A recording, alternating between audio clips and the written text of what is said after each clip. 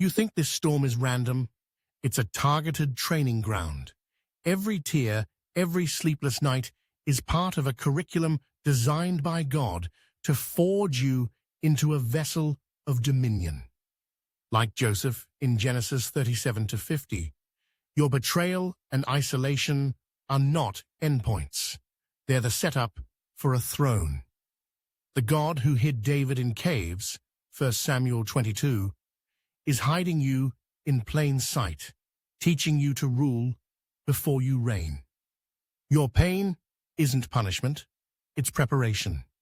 Romans 8:28 isn't a platitude, it's a blood-sealed promise that your chaos has a kingdom agenda. Those setbacks you're cursing, they're drills.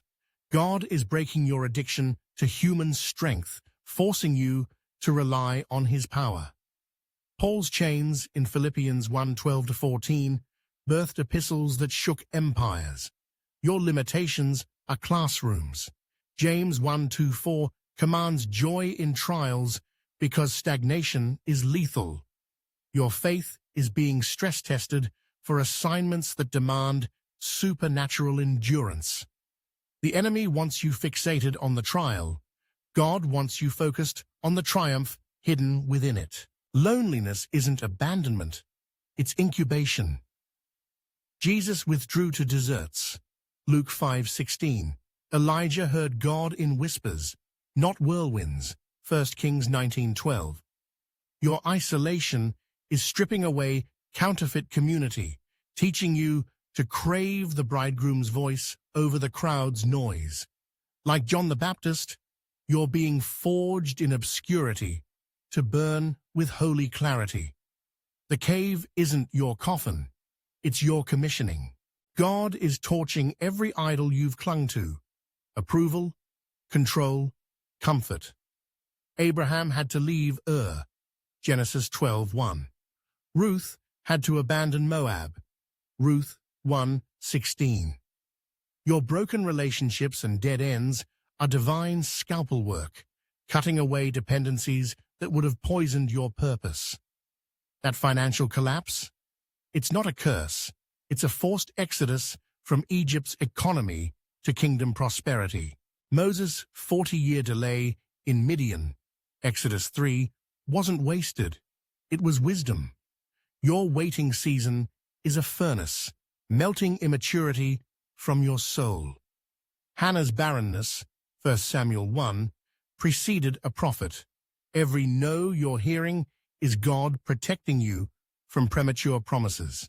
Like Lazarus in the tomb, John 11:14, your delay is a stage for his glory. Your addiction, fear, or lust isn't a flaw. It's a battleground.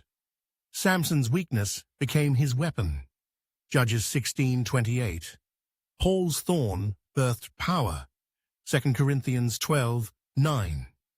God isn't repelled by your mess. He's mobilizing you through it.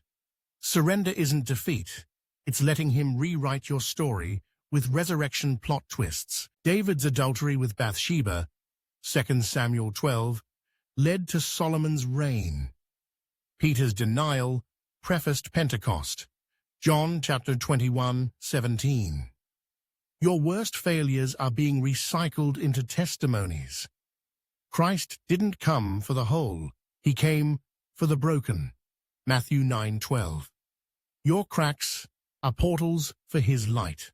That suffocating heaviness, it's breaking fallow ground. Psalm 126:5 promises weeping precedes harvest. Even Jesus wept in Gethsemane. Luke 22:44. Your depression isn't a life sentence. It's a season of deep planting. Joy is coming, not from circumstances, but from roots grown in the dark. God hijacks your insomnia to upgrade your prayers. Jacob wrestled until daybreak, Genesis 32:24-30. Jesus prayed through nights, Luke 6:12. Those 3 a.m. wake-ups are boot camps. You're being trained to decree destiny, not beg for crumbs. Your midnight is his launch pad. John 15:2 isn't a suggestion, it's a promise. Every loss is a snip for greater yield.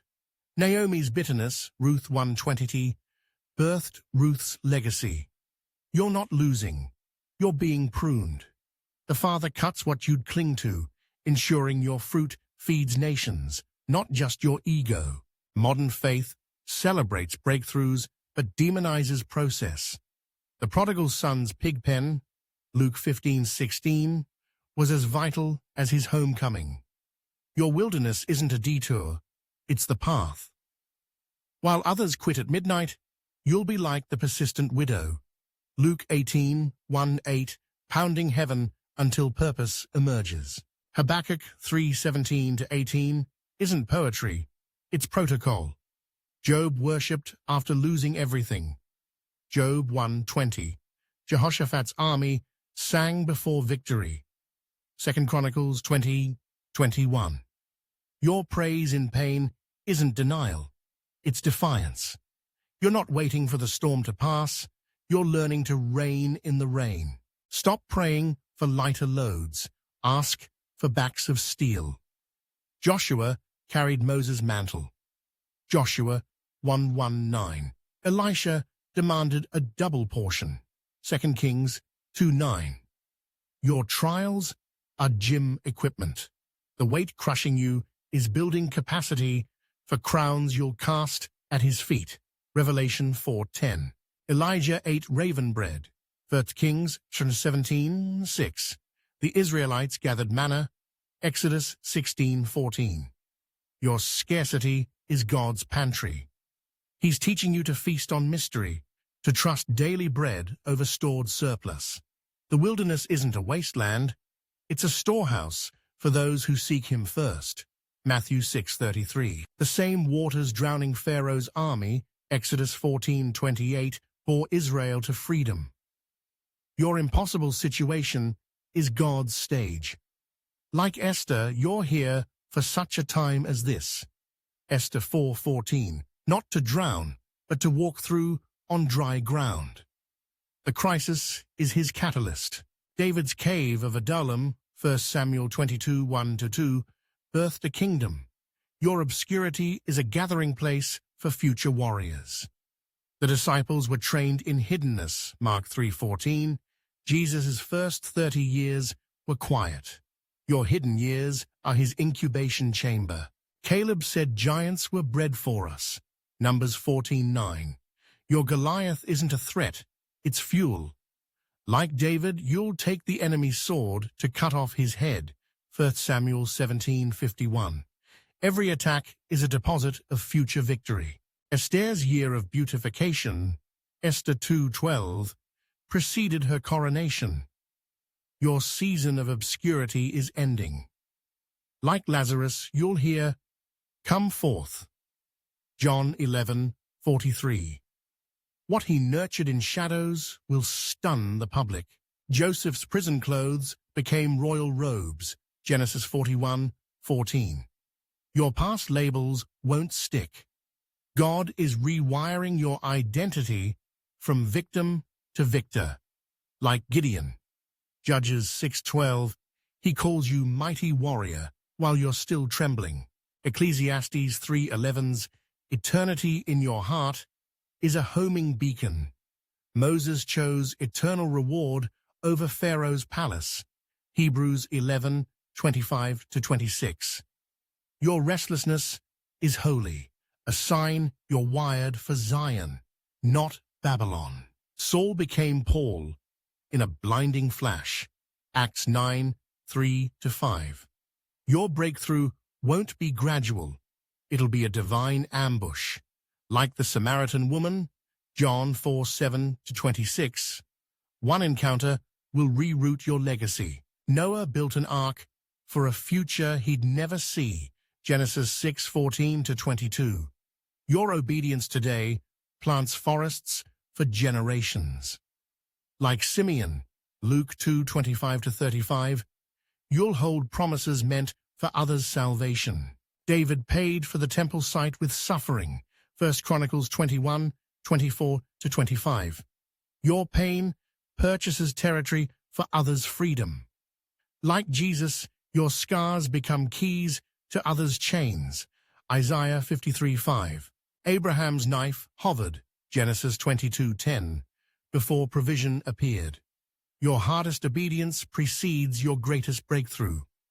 Like the widow's oil, 2 Kings 4:17, your last drop unlocks miracles. Lazarus's grave clothes had to be shed, John 11:44. Your preparation is complete. Now, shake off despair, step into destiny. The world needs what's been forged in you. The cave is empty. The king